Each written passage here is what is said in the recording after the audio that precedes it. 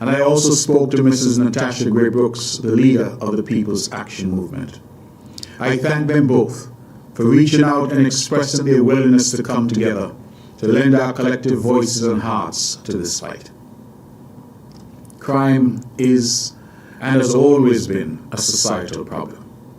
Who are the criminals? They are our sons and daughters. They are our brothers and sisters.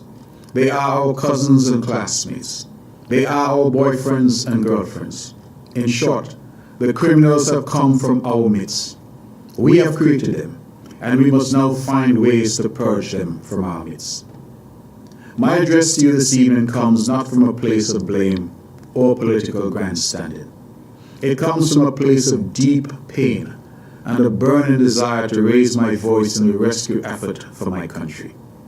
At this time and in this situation, our country demands that each and every patriot rise up to defend it from the scourge that has now gripped us. All must be invited to the table with their ideas and solutions. None must be left out.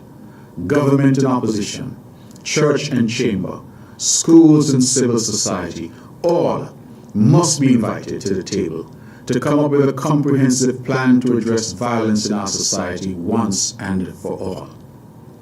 Crime is now a clear and present danger to the gains we have made as a young nation. The enemies are at the gate, and men and women of goodwill, from Keon to Cotton Ground, must put aside petty political and personal differences and stand together to repel this attack on our country. Our Prime Minister and his cabinet cannot and will not solve this problem alone. St. Kitts and Nevis now needs every able-bodied man and woman to man the ramparts and defeat this enemy that threatens to engulf us all. The current situation is unprecedented. Hitherto, our most murderous year was 2011, when we had some 34 persons killed. We are now at 26, and it's only August. At this pace, and unless arrested, our country is on a track to have its bloodiest year in history. We are now seeing women and even young children being targeted by violent criminals. My brothers and sisters, we have crossed the Rubicon of old and entered a new and dangerous period in our history. It is clear to me that blaming each other is not working, and that nice speeches without action are not working. It is also clear that the current levels of violence in our society are well outside the capacity of our security forces to handle. Unprecedented threats demand unprecedented responses. It cannot and should not be business as usual. I offer, therefore, these points for consideration. We should immediately invite regional and international assistance. The RSS must be deployed in our communities, and we should seek intelligence support from the United States, Canada, the United Kingdom, and Israel. Our friends in the United States must be called upon to do more to restrict the flow of illegal guns and ammunition from their country to ours. We must introduce a top-to-bottom review of our security forces to weed out bad elements. There should be mandatory and ongoing polygraph testing for all police, army, customs, and prison officials. We must target known criminals and their associates and ensure that they have no respite and no places to hide. All leave and holiday for our security forces should be immediately cancelled. Our policemen and women must not be in the comfort of their homes or barracks, but deployed into the communities. We must deploy greater physical and electronic surveillance tools so that our crime-fighting response is led by more technology and intelligence gathering. We must immediately reintroduce moral and ethical instruction in our schools, starting at preschool and continuing throughout our children's school life. This must be coupled with the reintroduction of youth groups in our schools, such as Boy Scouts, Girl Guides, Pathfinders, Cadet Corps. Our children's participation in youth groups should become a mandatory part of our curriculum. we must reintroduce an aggressive alternative pathway program. The new program, whether called Peace, Elevate, or by whatever name, must emphasize that those marginalized youth who genuinely wish to be productive citizens will be supported with jobs and economic opportunity. We must not pay people to stay home and not work. We must not reward bad behavior. Any new version of the alternative pathway program must insist that those who benefit personally are also bringing benefits to the community at large.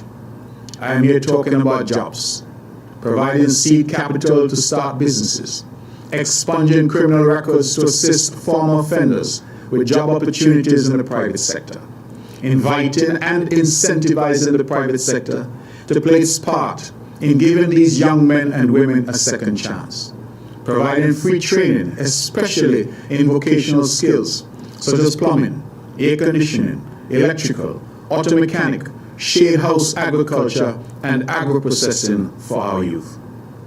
We should amend the anti-gang legislation to allow police to detain suspected gang members and their affiliates for up to 7 days without charge, while investigations are ongoing.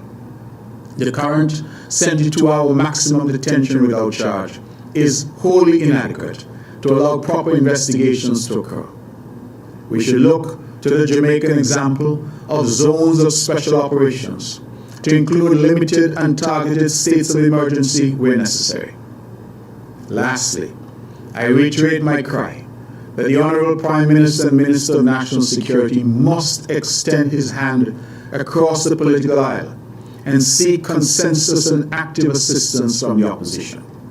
As leader of the opposition and as Premier of Nevis, I and my team stand ready, willing, able, and eager to assist.